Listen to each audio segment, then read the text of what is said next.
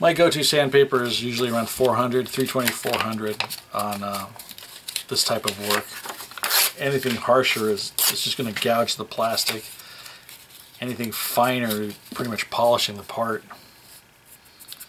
So I could see what is high, what is low.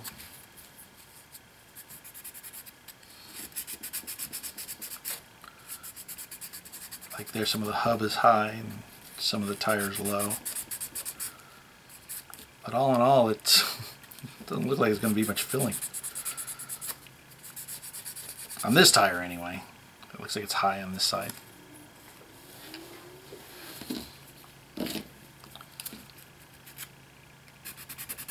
This one has a larger gap to it.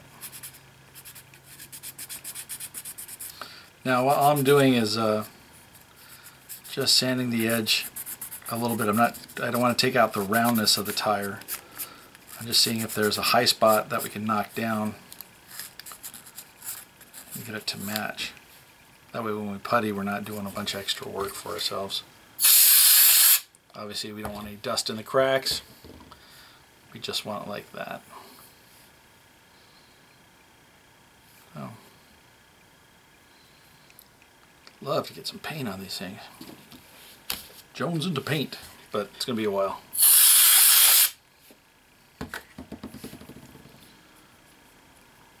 So, just keep on going through here. This is going a lot faster than I thought it would, so this is pretty nice.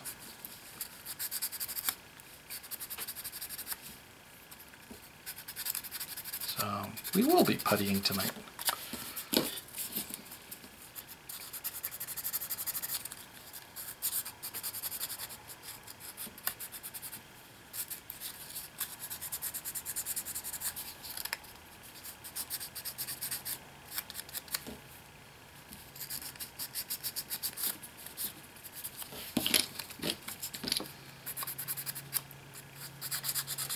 I have to fill in all the little nubs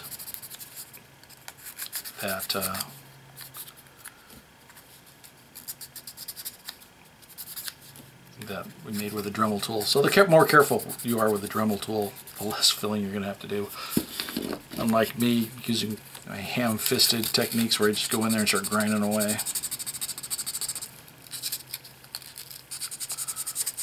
I think this one might be a little misaligned. So it's like the more careful you are lining up things, the less filling you're going to have to do.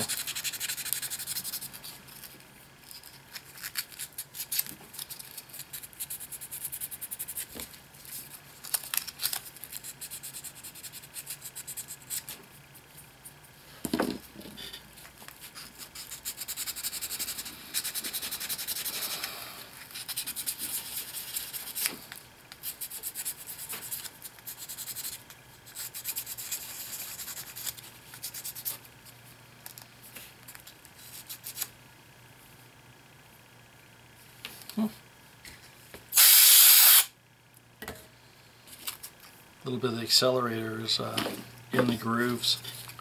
Should probably let this sit and let it dry out. Better for the finish in the long run.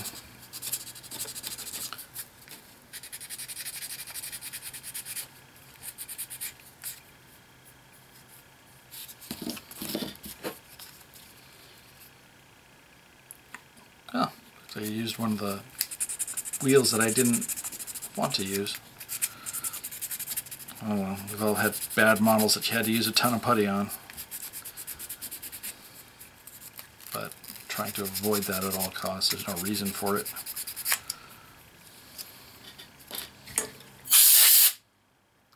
Yeah, that one's really bad. So this one's going to be fun. This will be a interesting workout. See how clean I can make that one. It'll probably come out looking the best.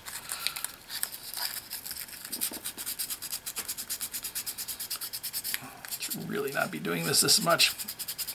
That hand really hurts.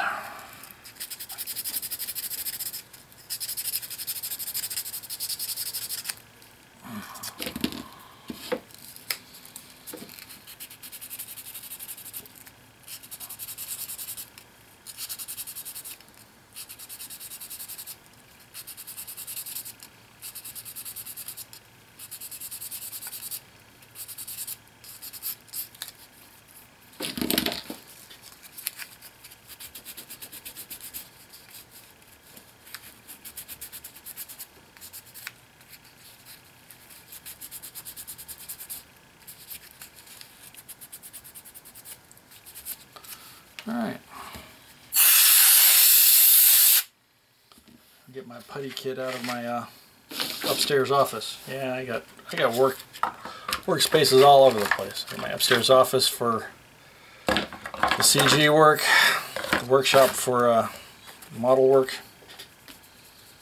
and my workshop, which is not here. That has all the 3D printers and machines.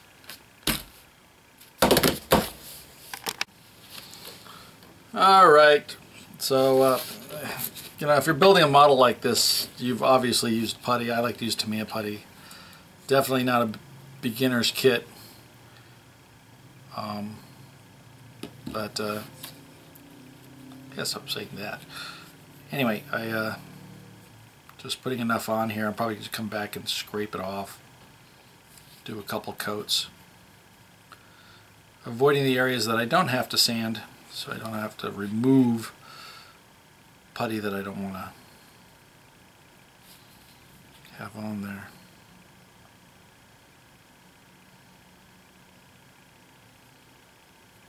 But as with all putties, they do shrink.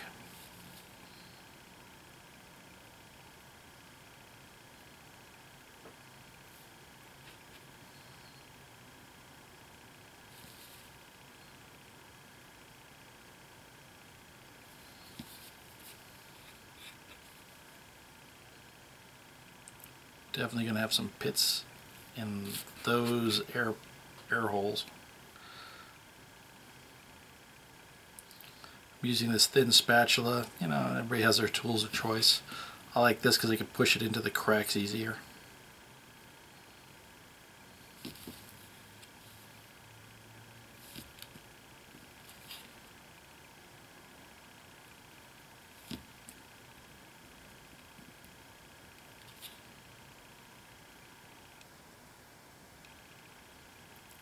There we go.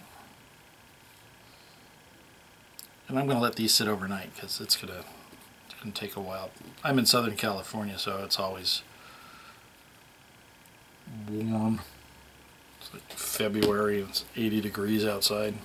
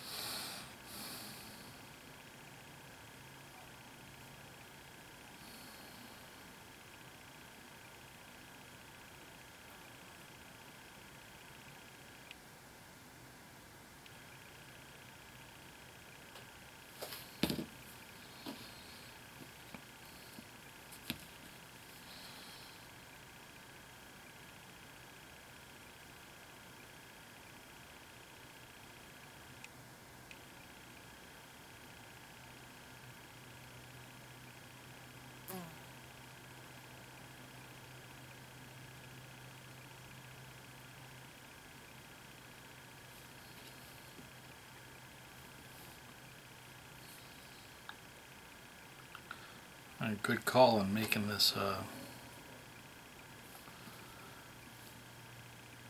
left and a right wheel mold, because doing this on both sides would have been murder.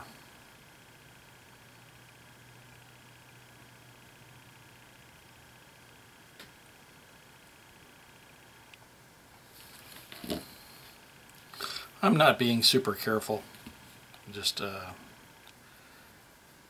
getting it done. Clean it up with sanding later, but obviously the more careful you are with your putty, the easier to clean up.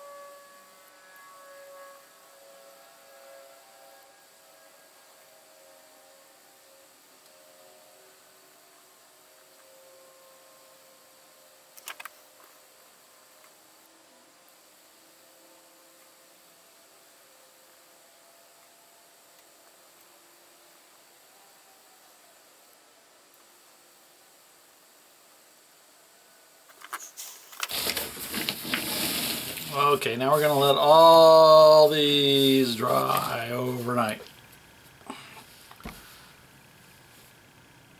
Make sure I have the right amount of wheels. Yep, 6 wheels per side. There they are. Alright, so I'm going to sign off. I don't know if I'm going to do a sanding, add a sanding thing onto this. I'll probably just, you know, it's obviously just normal cleanup work. If you want to, leave a comment in the comment section of what part you want me to work on next. I'm thinking about just doing the rear part of it. I'm really debating on doing an interior cab area with steering wheels and everything like that. Nothing too extreme, just so if you look in the window you can see the steering wheels and the dash panel and the seats. So I'm still sitting on the fence because this project has gone on for way too long. But there you go. Hopefully the next installment won't be a few months away. It'll probably just be a few weeks. Alright, I changed my mind on showing some sanding on the dried putty. I just spilled lacquer thinner on my bench. I'm wearing gloves because I don't like getting chemicals on my hands. It dries them out and it's not good for you. Just normal Q-tip and lacquer thinner or cellulose thinner, whatever you guys use. It breaks down the putty. Now, I kind of was a little overzealous with the putty on this, and obviously I'm going to do it again, you know, because there's a couple of deep ruts, because I was overambitious with the grinder also. But what's cool about this is, I don't know who I could credit to, but I saw this online. Rather than sanding the putty, and the fact that this is resin and the lacquer thinner doesn't really affect the resin like it would with a styrene model, you could take it and just wet out your cotton swab and just start rubbing, and it's like a, I don't know, like it just breaks down the surface without sanding anything, so you're not cutting into the casted plastic, which is a good thing. And you just keep on rubbing it, and I like to kind of pass it around the top of it, and what it's doing is it's softening the surface, but not the stuff that's dried down inside the crack. So we can just kind of just start rubbing off the excess without sanding. And it's a cool way of doing this. If this was a styrene model, it would be melting the styrene, and which would destroy the model. But being that this is just cast urethane, I can just sit here and just rub it. Now if I was more careful with my putty, which a good model builder would be, I wouldn't have to do so much of this. But by the time I'm finished with this, I'll probably go back over it with a paintbrush and some Mr. Surfacer, probably like the 500. I like using that a lot for filling in grooves. And I'll just come back and touch it all up with that. And that would just be a light sanding, or even more of this chemical scrub afterwards. You don't want it puddled up on there because you don't want it to attack all the putty. You just want the stuff on the surface to get rubbed out. And I'm just going to take a piece of paper towel here. Got to make sure it's kind of dry. I'm just going to rub the surface, and you can see kind of like what I'm after here, where I haven't sanded any of the material off, so I haven't changed the tire, but everything that's in the grooves is nice and filled. Now they do need another filling. They're still concave, but that's what the Mr. Surfacer will be. And it was just, they're just a little bit too deep for normal seam filling. But it makes short work of it. I mean, this was only a couple of minutes, and I didn't sand anything. And now I'm ready to go get my Mr. Surfacer and just take a tiny brush and go all the way through it.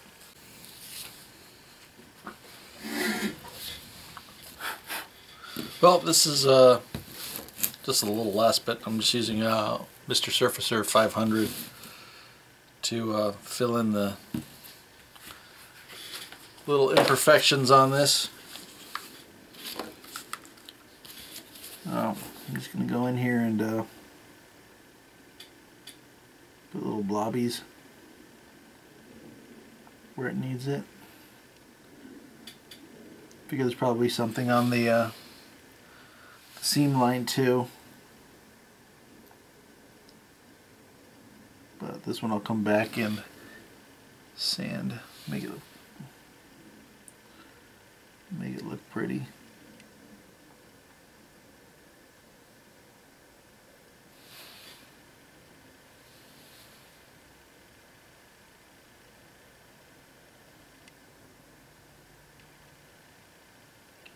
A little more control doing it this way than with a putty and a spatula.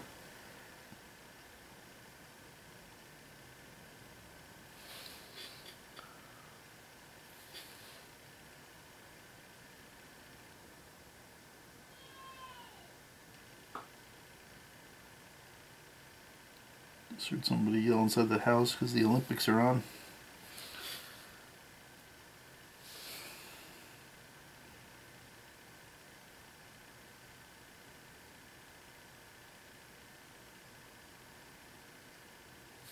Go. Now let that set.